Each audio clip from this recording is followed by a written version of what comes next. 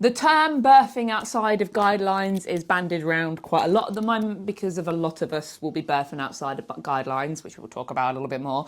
And I think it's important that we understand what that means and how it might affect us as people giving birth. So what does birthing outside of guidelines mean? It simply means that you don't meet the strict criteria for birthing in the way that you'd like most of the time. So maybe it's that you want to plan a home birth, or you want to birth in a birth centre, or God forbid you want to have a water birth in the hospital. And often there are tick boxes that our maternity services would like us to tick for them to say, yeah, that sounds fine. That sounds dull and boring, and like we won't have to do anything extra if you go and birth that way. But actually, birthing outside of guidelines makes it sound like it's a very dangerous or risky thing, and it can be incredibly simple. Maybe you have a BMI that is 1 point over, and they're like, oh, it's got to be the labour ward for you. You're too fat. You're too fat. Stop being so fat. You're too fat for a bath. And this is But have some heroin. Have some heroin. Have some medical grade heroin and get out of the bath, you fatty. That's basically how they speak to us. They're like, oh, your BMI is over the points that we'd like, so you couldn't possibly have a water birth because we wouldn't be able to get you out of the pool. So that sounds ludicrous, doesn't it? Like, you can't have water as pain relief if you are 1 point over on your BMI. And there are other just as ridiculous things. Perhaps they say you're not allowed in the birth centre because you've got gestational diabetes, even if your gestational diabetes is completely managed by your diet and your readings of your blood sugar are absolutely perfect. And let's think about gestational diabetes anyway. The parameters for getting diagnosed with that are becoming more and more absurd anyway. So that's another video probably. Yes, yes. Everything does get more and more strict. It's another thing like due dates. Due dates are entirely inaccurate anyway. They are a guess. And we hear wild stories about people's due dates being changed just because. But they changed the guidance on when, after someone's due date, they would invite them in for induction. And that used to be like 42 weeks, and then it was moved to 41 plus 5. And it has kept creeping forward. In many trusts across the country, it's around 40 plus 5 actually that they invite people in to have an induction simply because their baby hasn't been born yet. And these changes aren't improving outcomes. They're not. Unfortunately, the outcomes that we want to avoid by making the policies so strict are staying the same, if not, everything else that other things, are also birth trauma, undesirable, yeah. Increasing things like postpartum hemorrhage, NICU stays after birth, and like you say, trauma, which is on the rise for both the people having the babies themselves and the birth partners who are supporting them. And the medical professionals. Yeah, medical professionals as well, because the more we intervene with birth, the less smoothly it goes and the more there is to be traumatised by, whether that is just nothing going to plan or adverse outcomes happening as a result of the things that we've done to birth.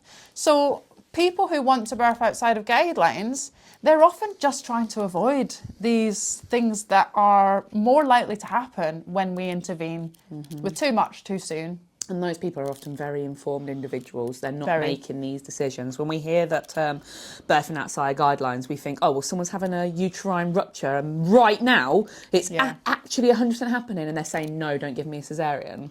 It's nothing. That's not what's happening at all. It is people who very, very nearly meet the criteria, but just don't quite fit it because everyone's so different. For example, one of the things that they might give is your age.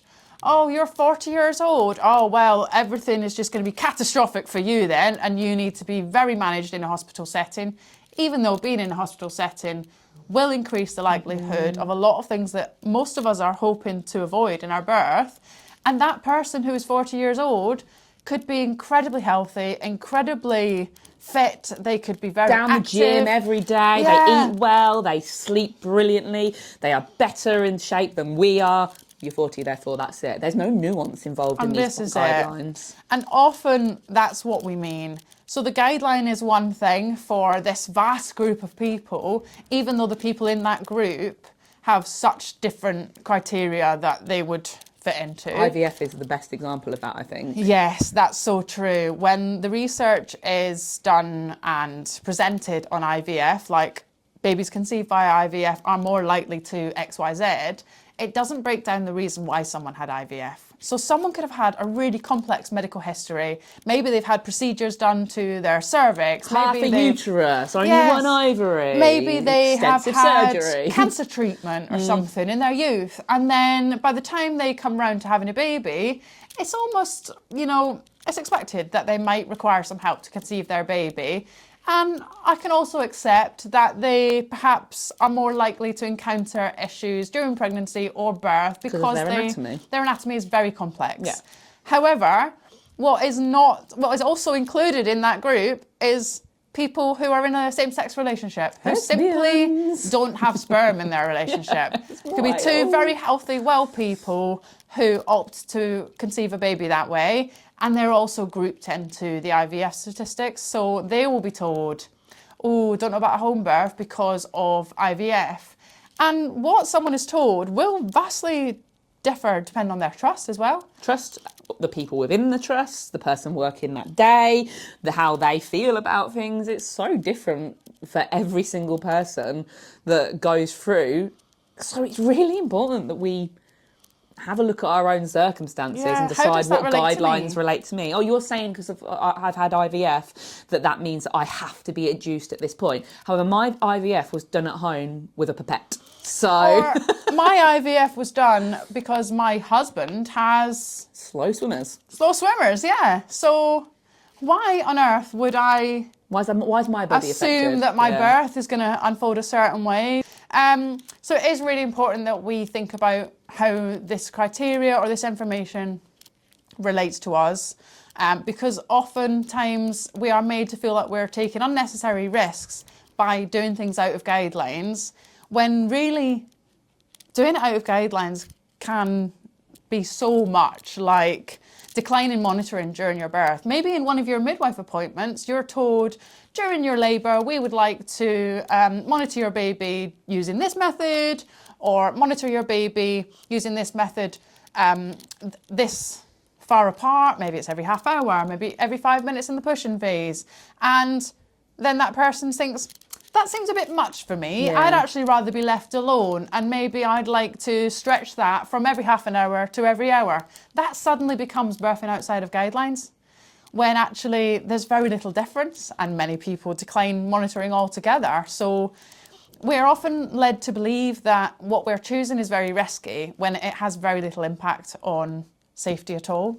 This is why it's so important to really find stuff out for yourself, because what you're being told half the time may be a truth, but it's often a half truth, and it's a truth based on somebody that isn't you. So taking that into your own hands, I think, is key in really taking control of your birth. And that way, if you do opt to go with what you're having recommended to you, or you choose to have something different, or you decline something altogether, you can really feel like you're the person in charge of your experience, and that you understand why something's being offered.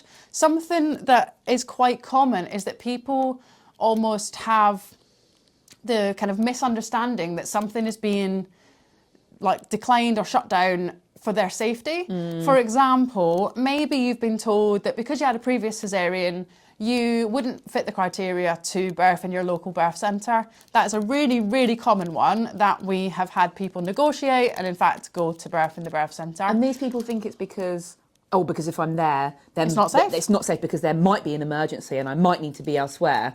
That's not it at all. No. The reason that someone would be told that they should birth in the labour ward when they have had a previous caesarean is that the guidelines would suggest that you have continuous monitoring of your baby, and they don't have that in the birth centre, and they can't offer that at home.